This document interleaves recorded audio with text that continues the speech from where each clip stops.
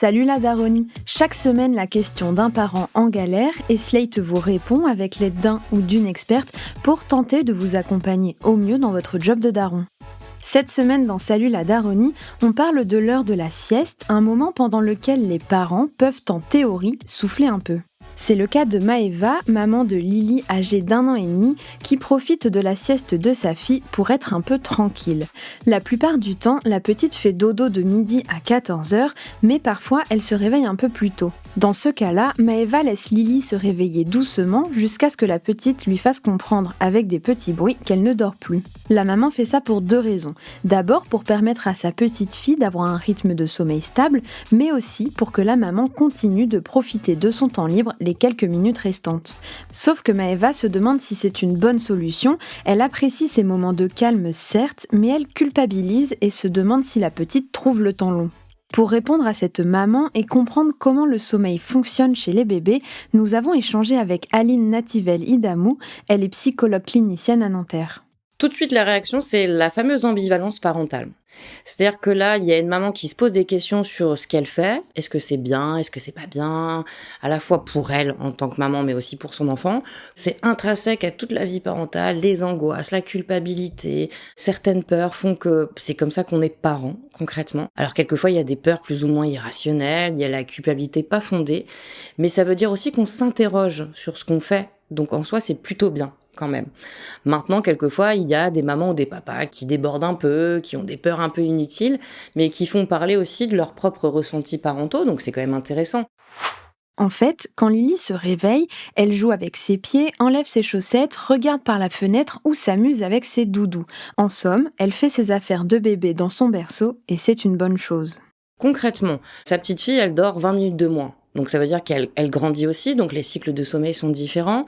Maintenant, s'il n'y a pas une forme de détresse, s'il n'y a pas de hurlement, elle est bien dans son lit. C'est-à-dire qu'elle est en train de développer sa capacité à rester seule.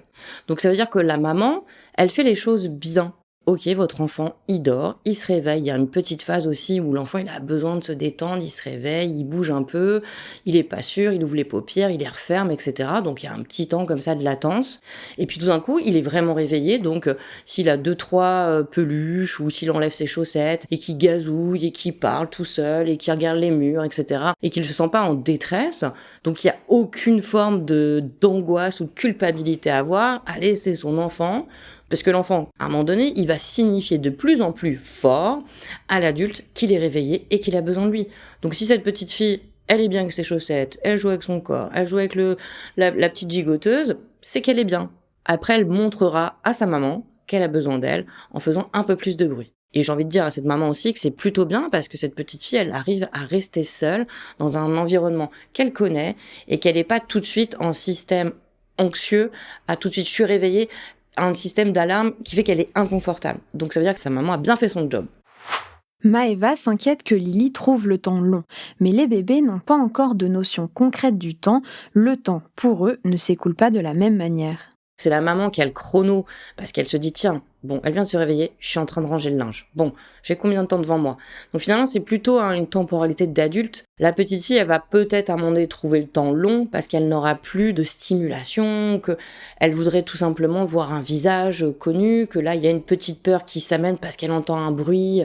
Mais vraiment, la maman, elle est plutôt dans cette difficulté à regarder la montre parce qu'elle est en train de faire des choses, ce qui est logique aussi. Et puis à un moment donné, on se dit, bon, bah ça fait 30 minutes qu'elle est réveillée. Voilà, elle a bien dormi, elle s'est reposée, j'y vais. Il y a aussi ce besoin parental à un moment donné aussi d'aller vers son enfant puisqu'il a fait une bonne sieste et qu'elle est disponible aussi, cette maman, pour être avec sa fille. Le sommeil est une problématique centrale chez les parents et leurs enfants. Seulement, l'apprentissage du sommeil n'existe pas vraiment. Il faut agir en fonction de son enfant et du profil de dormeur de ce dernier. Mais ce qu'on sait peu, c'est ce qu'on dit peu aux parents, malheureusement, c'est qu'il y a un profil génétique. C'est-à-dire qu'on peut être un grand, petit dormeur. On a plein de choses particulières, finalement, qu'on ne choisit pas. Après, effectivement, il y a l'environnement, ce qu'on propose à l'enfant, comment on l'amène à dormir. Ça, c'est des choses aussi qui sont particulières et typiques selon un parent et un autre.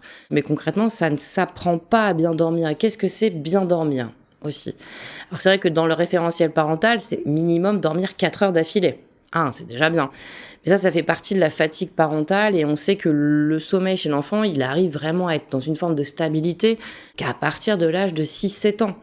Donc ça veut dire qu'il y a un long chemin sur la question du sommeil, parce qu'il y a des cycles qui changent, il y a des besoins qui changent au niveau du sommeil, et ça c'est en fonction des âges de développement. En tout cas, sur cette situation, il y a rien à culpabiliser du moment que sa fille se sent bien dans son lit, et qu'en tout cas, moi je pense qu'elle a bien fait son job, dans le sens où sa fille est dans une capacité à être seule, qu'elle est confortable, elle est rassurée dans son environnement, elle arrive à y dormir, elle arrive à faire une bonne sieste. Maintenant, c'est juste un moment de se dire, elle grandit, donc il risque que la sieste soit plus courte. Donc c'est à elle peut-être de temporiser un petit peu des activités qu'elle se programme pendant la sieste de sa fille. Si vous avez besoin de plus de conseils, vous pouvez vous rendre sur le site internet lamaisondesmaternelles.fr. Vous y trouverez des articles sur le sommeil des enfants dans la rubrique intitulée « Bébé de 0 à 2 ans ». On espère que ça aidera tous les parents confrontés à la même situation. C'était Salut la Daronie, un podcast de Slate Podcast. Salut la Daronie est adapté d'une chronique de Slate.com. À la direction éditoriale Christophe Caron, à la production éditoriale Nina Pareja, à l'écriture, la présentation et la réalisation Mona Delahaye. Si vous souhaitez témoigner pour Salut la Daronie, n'hésitez pas à nous écrire à podcast@slate.fr.